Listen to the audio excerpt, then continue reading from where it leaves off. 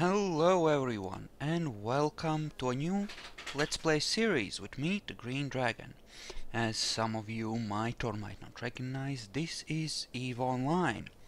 Now I have been playing EVE for little more than a month now, and let's just close the chat, we will not be needing that. But yeah, I have been playing for a little over a month. We will not be doing the tutorial missions because I think pretty much everyone that tries to do a Let's Play of EVE sort of starts with tutorials and then they sort of end up trying to familiarize themselves with the game on screen, and then they just get bogged down with trying to learn all the details, and the few Let's Plays I have seen have sort of stopped after the tutorial missions pretty soon because people just, I don't know, I guess it's intimidating and they haven't really found a way to, don't really manage to find their way in game while managing to continue the series, and it just doesn't seem to go anywhere. On the other hand, I wasn't originally gonna record this anyway. I was just playing the game, but you know what? I might as well make some videos of this, and if you guys enjoy it, I will certainly make more of them. Now we're gonna start with something easy. We're just gonna run some level 2 security missions for the Sisters of Eve faction, because I want them to think of me as a cool guy. I want to get my standings up. Now, I am flying a Navy issue cruiser from the MR. I'm a Caldari pilot myself, but this ship, I don't know it. I needed to get the MR cruiser skills up for the Stratios Explorer cruiser, and this is one of the ships I use for when I want to do missions. Not that missions are that profitable, they're really not. You mostly get them up, you can do them for fun and for standing, which in turn gives you all kinds of small bonuses in other places. So, this ship is a special Navy issue cruiser, which means it has special properties. It has a 25% bonus to medium energy turret per skill level in a MR cruiser, of which I have 3, and 10% bonus to armor hit points, so it's really a tanky laser ship. So it only has 3 guns. Most cruisers can be expected to have 5 or 6, but these 3 guns hit as if they were 5, so it's fine. As for my fitting, well, it's pretty straightforward. I have some armor resistance stuff. This boosts the rate at which my armor repairs. I have a lot of armor because I have this plating which more than doubles my armor hit points, and that's, well, most of my life is in my armor. I have a couple of heatsinks to boost the damage output and fire rate of the lasers, of course, an armor repair because that is absolutely vital on this, some adaptive nanoplating to make my armor resistances even higher, a couple of capacitor rechargers to help my battery power last for longer, and an experimental afterburner to give me that enough speed to either keep my distance or get close to most NPC ships, and most of the time this works out fine. It's certainly fine for level 2 missions, and it allows me to run them non-dangerously. And of course I have 3 light drones in my drone bay, and a couple of spares in my actual cargo bay, just in case I run into something really fast and really nasty that is really... Yeah, I'm just gonna repair that one drone that got damaged on the previous mission I ran. And as you saw, I have one of my old Herons here. I started out exploring with these. I haven't used one in a week or 2, but they did earn me my money. And, money-wise, exploration has been treating me really well. I have, within like 35-40 days of gameplay, managed to buy 2 units of Plex, which gives me another 60 days of game time, and it looks like I'll be able to Plex as I need to, without having to spend any of my own actual money to buy game time, so that's great. Now then, what else? Skills-wise, Well, I am not gonna go into a deep breakdown of every skill I have and don't have, that's just stupid, but I do have enough skills to have level 1 mastery of the ship, which means that I have the basic skills required to start using the ship in a mildly effective manner. So, that's good. Now, currently I'm training, what am I training currently? I'm training some random thing. Few random things, and then we have the Amar Cruiser, which I do want at least at level 4, because it boosts so many of the things I'm using. And then there are things that I want to boost, because I have found a decent amount of Tech 2 blueprints in my exploring, and I want to actually be able to build them, because I'll get more money by doing that as opposed to simply selling them through contracts. So I have to go to Rise and that would take me through low security systems, which are a lot more dangerous. Or, you know what, I can declare one mission every 4 hours. I'm gonna use that option. Okay, and this is right in this system. Excellent, so what do you want? Find and destroy the murderer and his guards. Oh, that's the mission I just ran off screen. So yeah, this will be relatively simple, and I suppose a decent introduction to the game for those of you who are not familiar. For those of you who are not familiar with this, EVE Online is a massively multiplayer online game in space. Sociopaths online. Everyone is an asshole, everyone is out to get you. Don't trust anyone, you are never safe. It's a dangerous, dangerous world, and that's what makes it so fun. I have lost like 30 or 40 ships already within a month, and I don't really regret it, though. I do hope at some point to manage to actually smoke someone else, which, I haven't really tried that hard to do that, but then again, I haven't really managed it either, so, you know.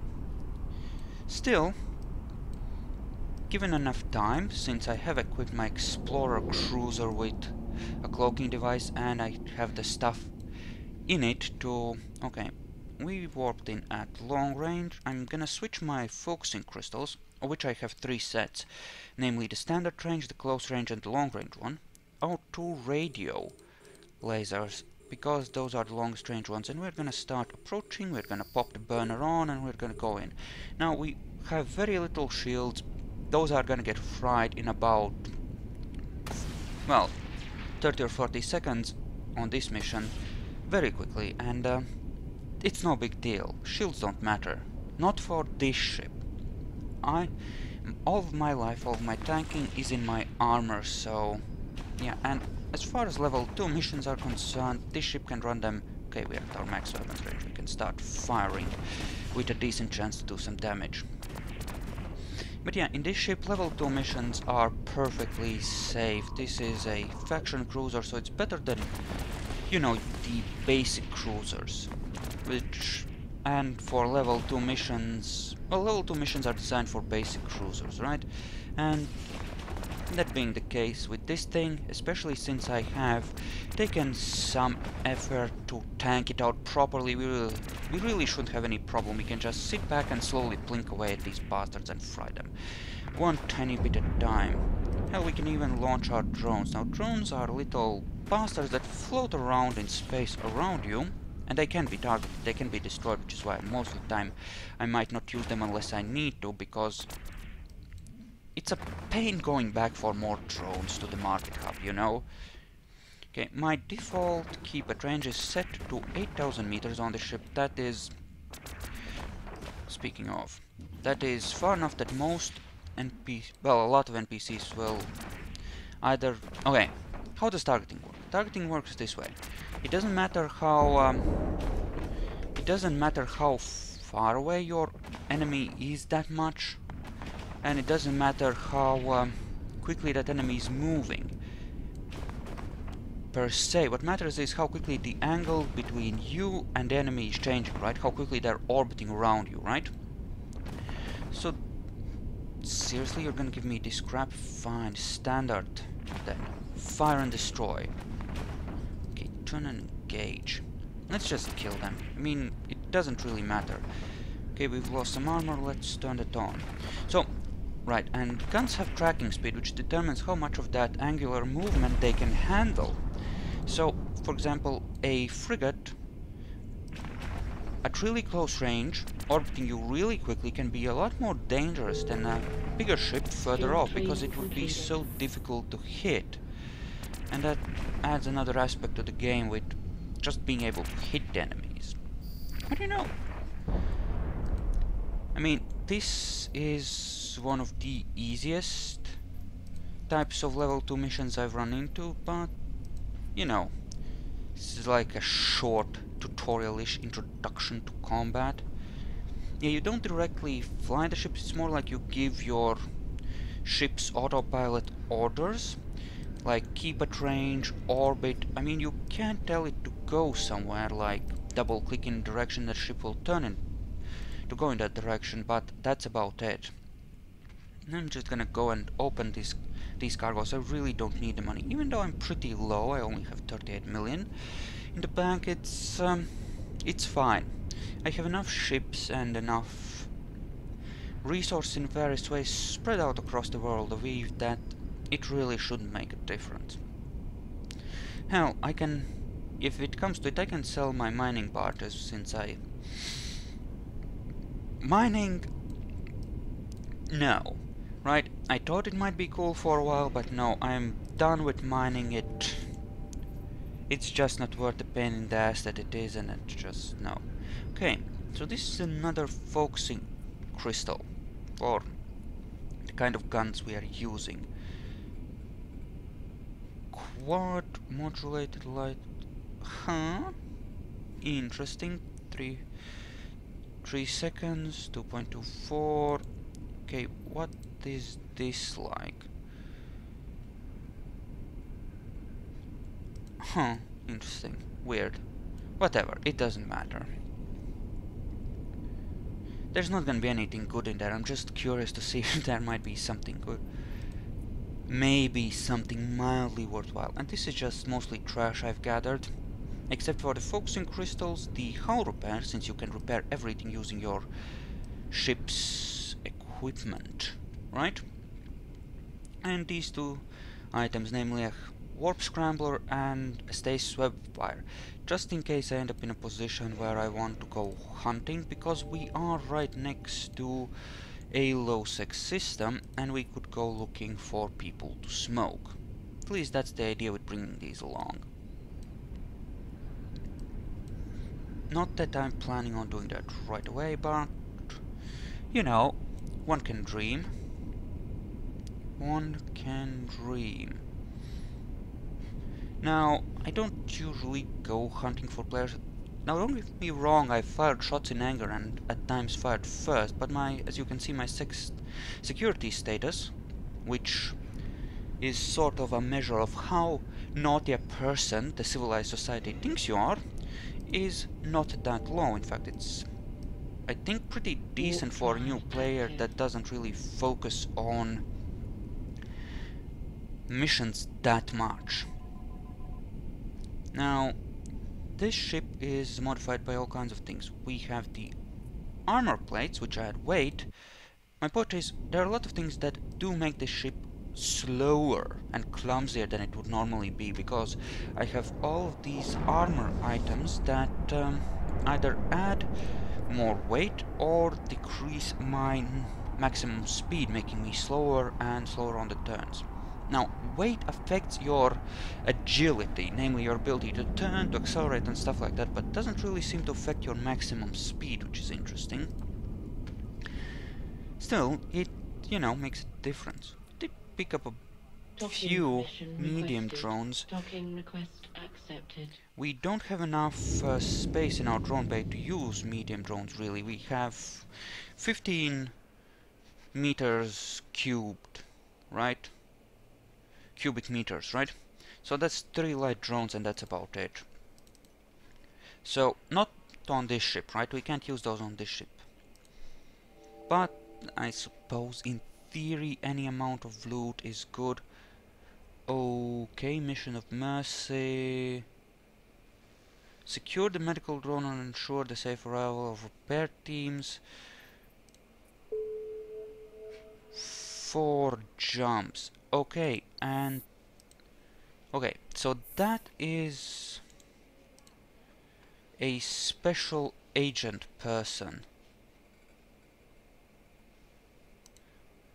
Namely here.